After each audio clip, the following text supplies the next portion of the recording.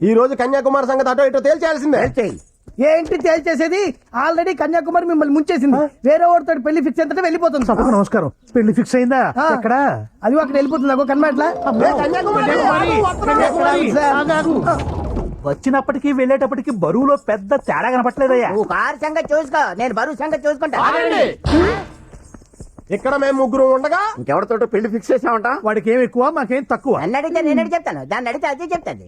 ఇంకేంటి చెప్పేది? ఆ పెదాలు చూడు నా కోసం ఎలా ఉణుకుతున్నాయో. టోటల్ బాడీ చూడు నా కోసం ఎలా పరితపించిపోతుంది. ఆహా, నా కన్యాకుమారి చూసే ఆ సెక్సీ చూపు చూడు, నన్నే కావాలని కోరుకుంటాంది. ఓకే.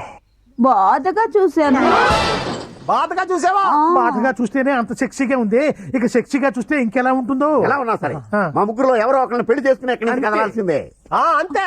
అచ్చా అవరుడం పరే ఆ మన్మథుడు చేయగలిగింది ఈ 3 మంది చేయలేరు. ఆడు చేయగలిగేది చేయలేందేటి. ఏమంటుంది? కరెక్టే, ఎందుకంటే ఏం చేయలేడు. నేను చేయలేడు అనే బదులు ఏం చెయ్యాలో చెప్పొచ్చుగా. చెప్తానా? పెళ్లి కొడుకు వాకింగ్ కన్నా షాపింగ్ కన్నా మా కన్యాకుమారిని ఎత్తుకొని తీసుకెళ్ళగలరు. ఆగు, మీరిద్దరు ట్రై చేయండి. నా జీవితం నాట్యానికి అంకితం. సభకు నమస్కారం.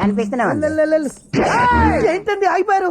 ఈ కుర్మా వర్మ డైలీ 3 కేజీలు మటన్, చికెన్, ప్రాన్ తింటాడు. అయితే కొంపతీసి ట్రై చేస్తారంటే Go back.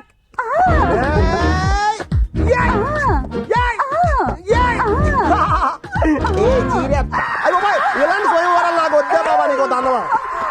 అచ్చా